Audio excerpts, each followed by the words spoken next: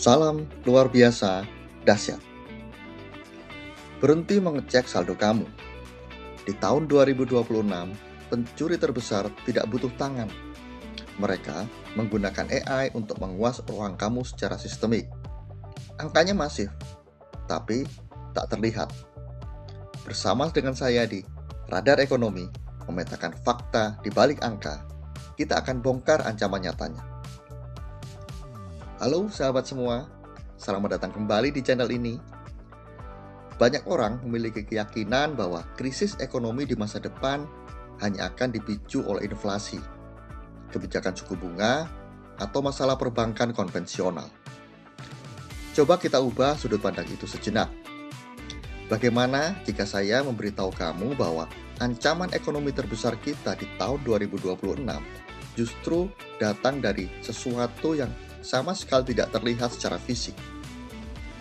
Hari ini, kita akan membedah dokumen resmi dari World Economic Forum, yaitu Global Cybersecurity Outlook 2026. Kecerdasan buatan atau AI kini digunakan untuk kejahatan. Ketegangan politik antar negara kini beralih menjadi serangan digital. Dan ada kerentanan besar dalam jaringan pemasok perusahaan di seluruh dunia. Laporan ini bukan sekedar peringatan, melainkan sebuah dokumen panduan lengkap untuk bertahan.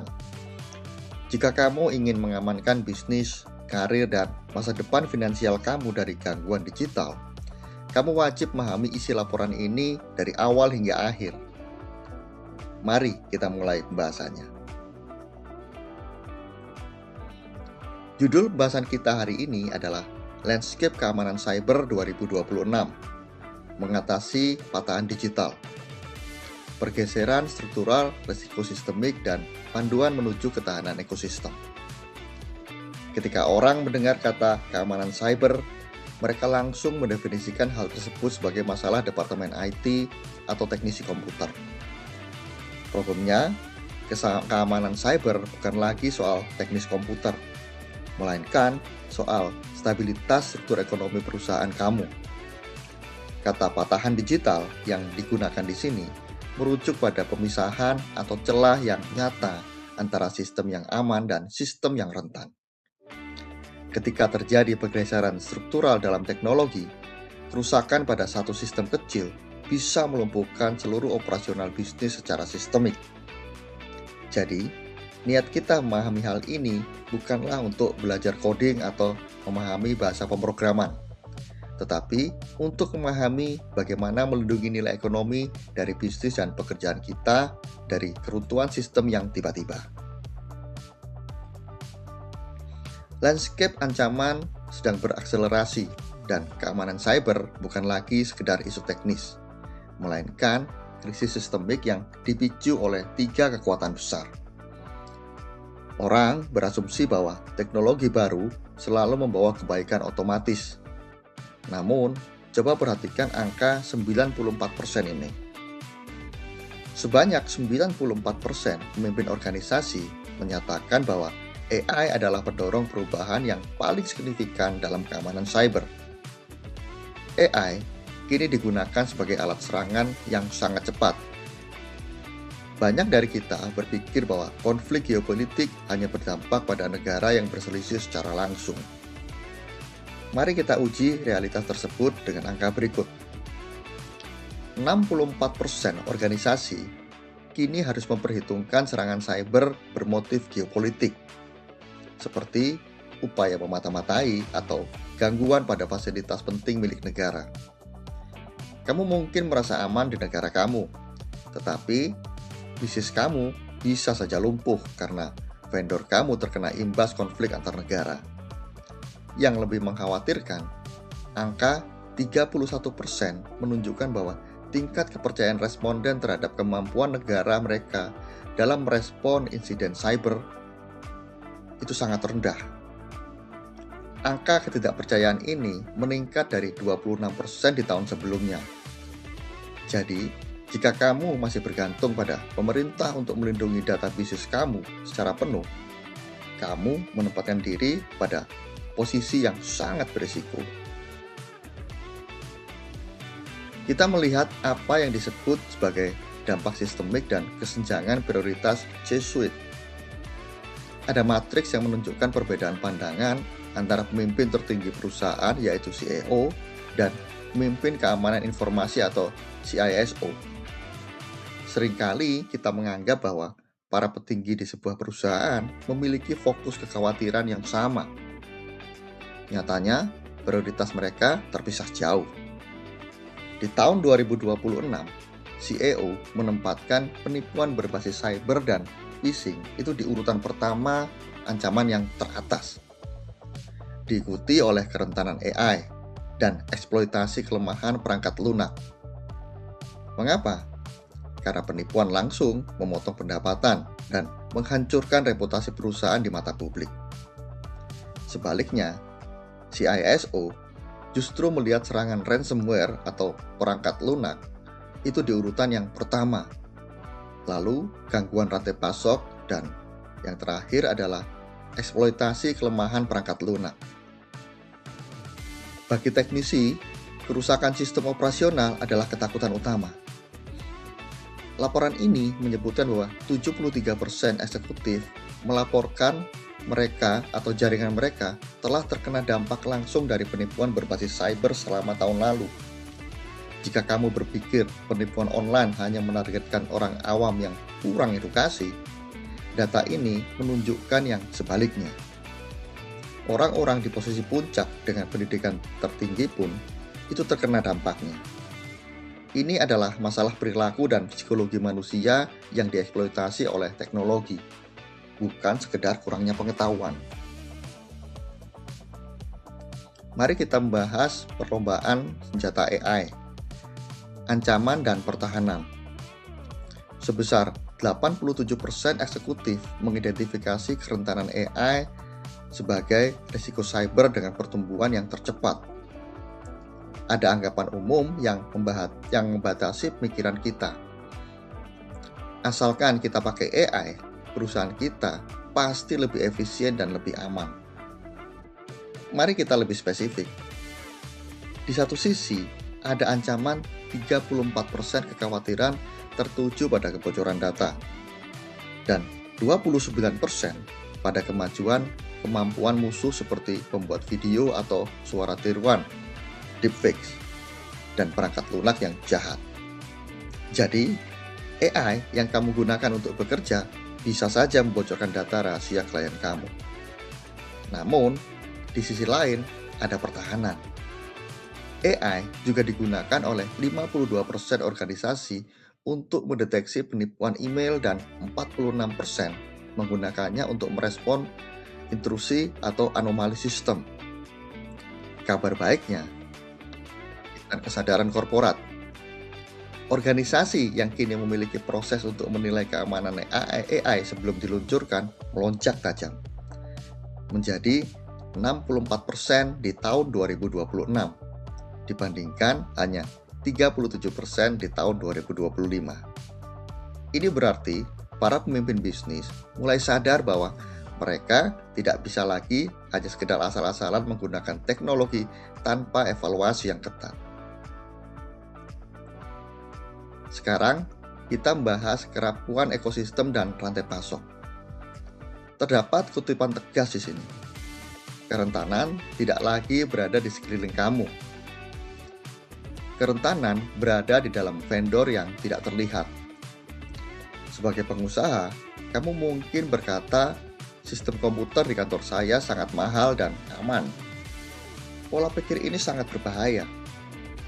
Coba kita ubah sudut pandangnya dengan melihat lingkaran risiko konsentris. Di tengah ada organisasi utama kamu. Di luarnya ada vendor langsung kamu yang memiliki tingkat visibilitas tinggi. Tapi di lingkungan terluar ada pemasok pihak ketiga dan keempat yang merupakan area yang tidak terpadu bagi ekosistem kamu. Ancaman peringkat pertama di tahun 2026 adalah risiko bawaan atau inheritance risk. Apa definisinya?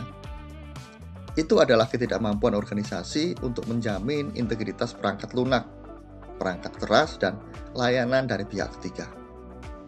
Kamu membeli program dari sebuah perusahaan lain, dan kelemahan program mereka langsung menjadi kelemahan kamu. Keamanan kamu persis sama dengan kelemahan vendor terkecil yang bekerja sama dengan kamu. Sekarang, kita bergeser kepada titik lemah ekosistem, kesenjangan keahlian. Ada gambar ilustrasi retakan di mana faktor manusia berada di tengah-tengah antara elemen AI, geopolitik, dan rantai pasok. Ada teks yang menyatakan seberapapun canggihnya teknologi pertahanan, celah terbesar dalam sistem globalnya itu bermuara pada kesenjangan keahlian manusia. Banyak CEO menghabiskan anggaran miliaran rupiah untuk membeli perangkat lunak pertahanan, dengan harapan sistem akan berjalan secara otomatis. Akan tetapi, mari kita lihat akibat dari kurangnya tenaga ahli. Dari seluruh organisasi yang memiliki tingkat ketahanan cyber yang tidak memadai, 85% dari mereka menyatakan bahwa kekurangan personel dan keahlian kritis itu adalah penyebab utamanya.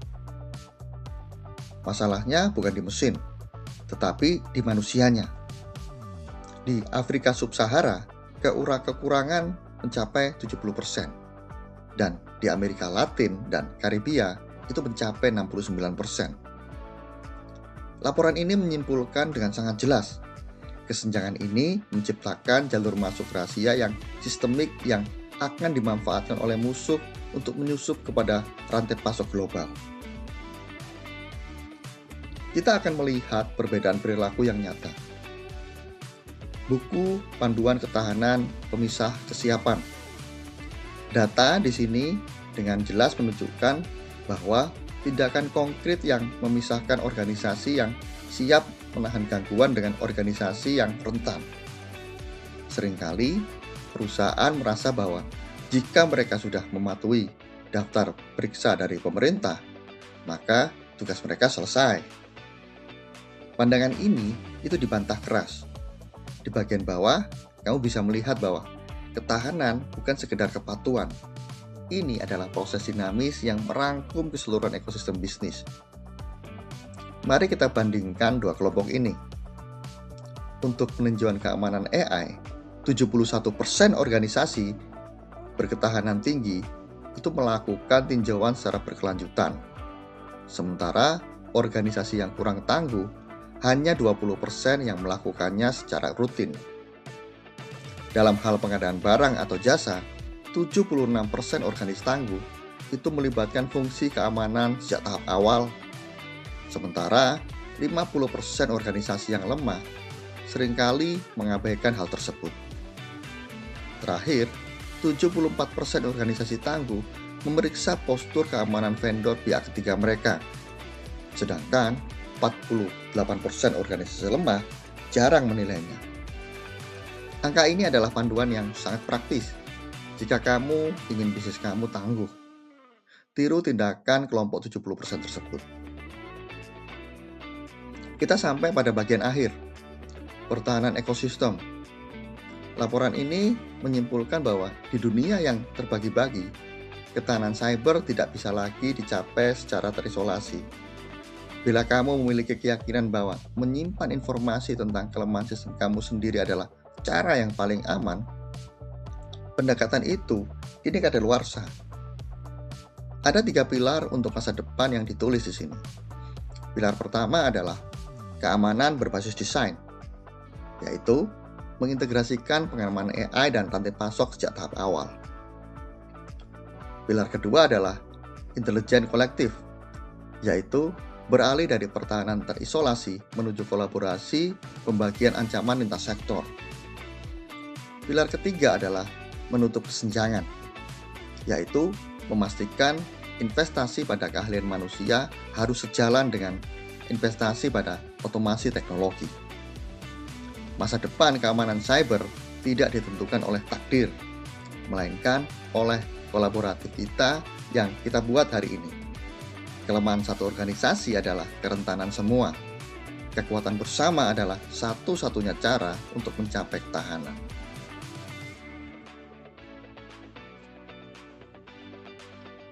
Pembahasan kita hari ini memberikan tamparan realitas sekaligus solusi yang sangat aplikatif untuk kita semua. Jangan biarkan bisnis atau tempat kamu bekerja runtuh hanya karena kita abai terhadap hal-hal yang tidak terlihat ini. Praktekkan panduan dari organisasi-organisasi yang memiliki kenalan tinggi tadi. Perhatikan vendor kamu dan tingkatkan terus keahlian sumber daya manusia kamu. Jika kamu merasa pembahasan dan analisa materi ini memberikan nilai tambah bagi wawasan dan bisnis kamu, pastikan kamu menekan tombol like. Silakan share video ini kepada rekan bisnis, grup asosiasi, atau atasan kamu agar mereka juga menyadari ancaman solusi ini. Ingat, subscribe agar kamu tidak tertinggal analisis ekonomi dan psikologi bisnis yang lainnya dari saya. Tinggalkan komentar di kolom komen di bawah ini. Sahabat semua, ketahanan sejati tidak lahir dari sistem komputer yang tidak pernah diserang, melainkan dari manusia yang tidak pernah berhenti belajar untuk mempertahankan apa yang berharga. Terima kasih sudah menonton dan sampai jumpa di video berikutnya.